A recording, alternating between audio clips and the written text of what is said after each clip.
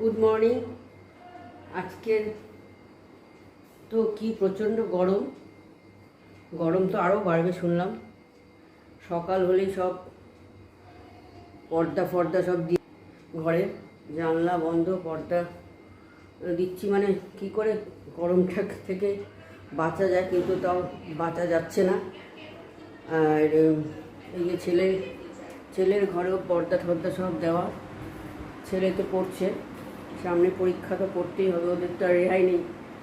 তাও এখন fourth year হওয়াতে কলেজটা একটু কম যেতে হচ্ছে, কিন্তু পরীক্ষা আছে সামনে, এক্সাম আছে, এই গরমেই যেতে হবে, কিচ্ছু করার নেই। এবার দেখি সব ঘরেরই জানলা টালনা, সেই 9:30টার সময় সব জানলা টালনা দিয়ে দিচ্ছি ঘরের। সকালবেলা স্নান করে পুজোও দেওয়া হয়ে গেছে, মেন কাজ যেটা। আর এই ঘরে আমাদের কর্তামশাইনি, তো এনার তো রিটায়ারমেন্ট লাইফ চলছে। ইনি হচ্ছে সকালবেলা ব্রেকফাস্ট করে খেয়ে শুয়ে এখন সারাদিন মোবাইল চলবে। আর তাও মোবাইলের অনেক ভালো মন্দ দিক আছে অবশ্য। এইসব লোকদের জন্য মোবাইলটা আবার ভালো, এদের সময়টা কাটছে না, রিটায়ার পার্সন, এদের সময়টা কেটে যাচ্ছে মোবাইলের জন্য। এসব দিকে মোবাইলে অনেক ভালো গুণও আছে, সব যে খারাপ তা না, ভালোভাবে নিতে পারলে সেটা ভালো।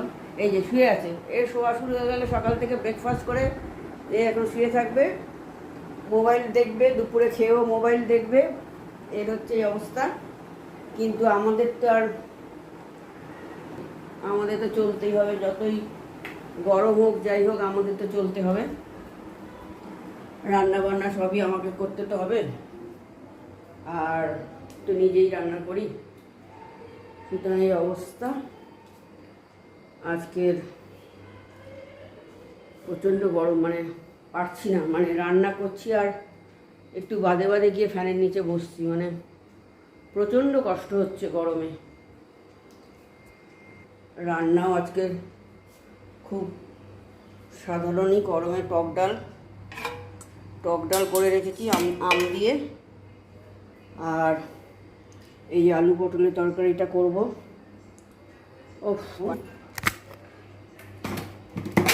আলু পটলগুলো ভেজে রেখেছি, এইবার এটাকে একটুখানি অন্যরকম করব আজকে। গ্যাসটা জ্বালালাম, এই আলু পটলটাকে ভেজে রেখেছি, আর একটু লাল হয়েছে, তার মানে কিন্তু লঙ্কার গুঁড়ো আমি দিইনি, আমি কাশ্মীরি লঙ্কার গুঁড়ো একটু দিয়েছি। এই যে ভাজা অনেকটাই হয়ে গেছে, টক ডাল আলু পটলের তরকারি, আর একটু ডিম ভেজে নেবো। ভালো লাগছে না, গরমে খেতেও ইচ্ছা করছে না। আবার লাউর তরকারিও করেছি,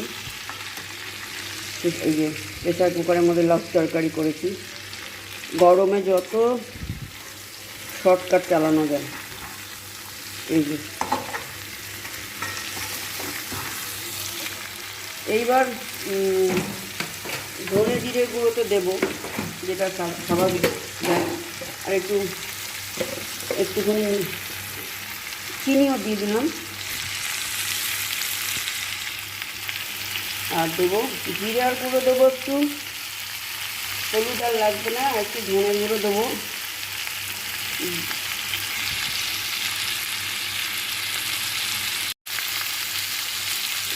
এবার একটু জল দিলাম কি মশলাটা না হলে একটু পুড়ে যেতে পারে।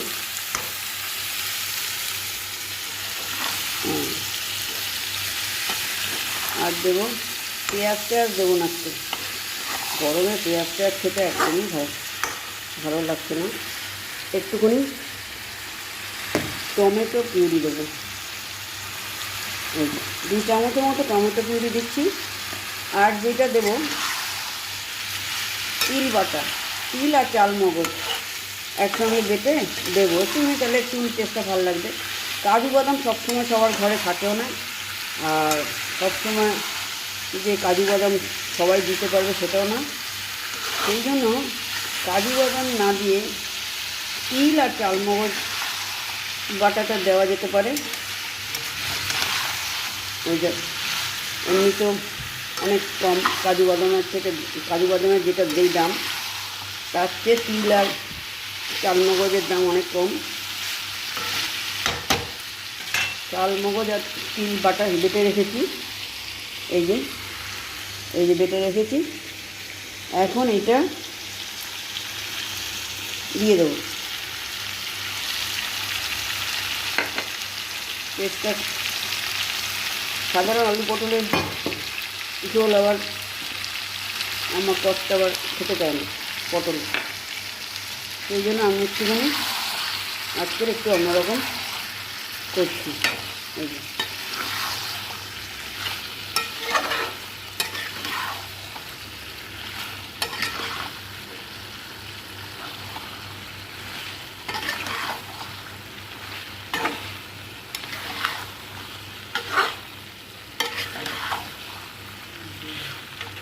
কষিয়ে কষিয়ে একটু জল, কাজু বাদাম বাটাটা দিয়েছি তো, কাজু বাদাম বাটা দিয়ে একটুখানি নেড়ে চেড়ে নিতে হবে। কাজু বাদাম বলছি, ভুল বলছি, ওই কাজু বাদাম দিই সেটাই খালি ভুল বলছি।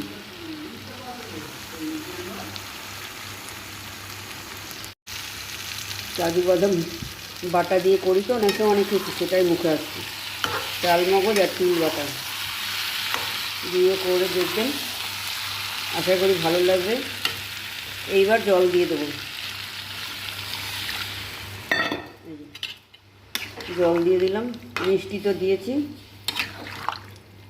এবার জল দিয়ে একটু ঢেকে দেবো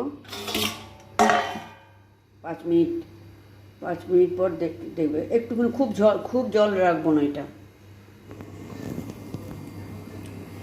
এই যে প্রেশার কুকারে মুগ ডাল দিয়ে লাউ সেটা করছি।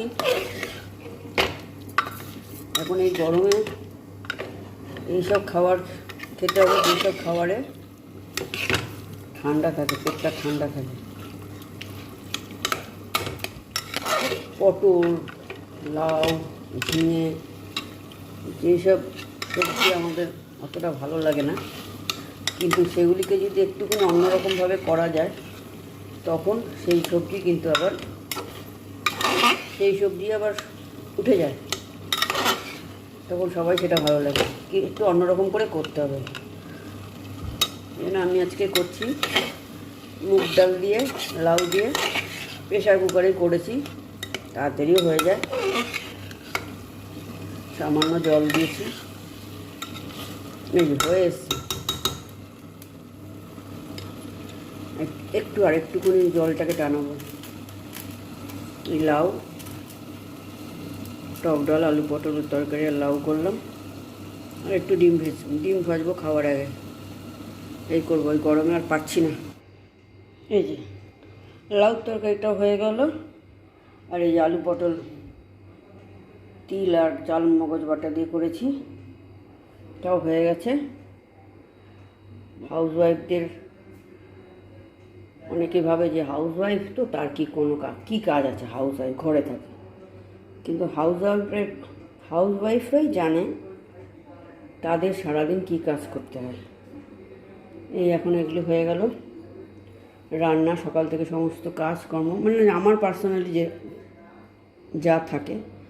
অনেকের হয়তো হেল্পিং হ্যান্ড অনেক থাকে, তাদের কথা আলাদা, কিন্তু আমার যেরকম লাইফস্টাইল চলে সারাদিন, আমি সেটাই বলছি। এখন আবার এই ছাদে উঠবো জামা কাপড় আনতে, রোদে তো এখন বেশিক্ষণ ছাদে রাখাও যায় না। এখন ছাদে উঠছি, ছাদের থেকে জামা কাপড়গুলো নিয়ে আসতে হবে। তো গরম, মানে একটু এখনই ছাদে যাওয়া যায় না, এত গরম, প্রচণ্ড গরম।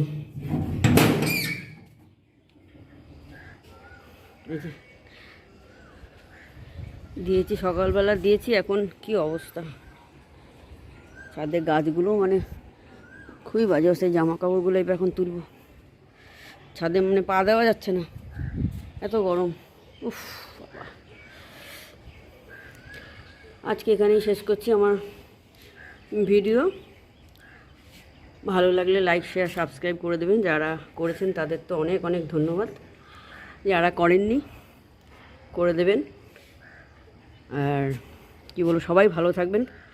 গরমে ঠান্ডা জিনিস খাওয়ার চেষ্টা করবেন। যা গরম পড়েছে মানে যাদের না বেরোলেই নয়, বেরোতে হবে তাদের কথা আলাদা, কিন্তু যতটা সম্ভব সন্ধ্যার পর বাজার দোকান হোক বা অন্য যে কোনো জায়গায় যেগুলি সন্ধ্যার পর গেলে হবে সেগুলি করবেন। ভালো থাকবেন, সুস্থ থাকবেন। নমস্কার, রাখছি।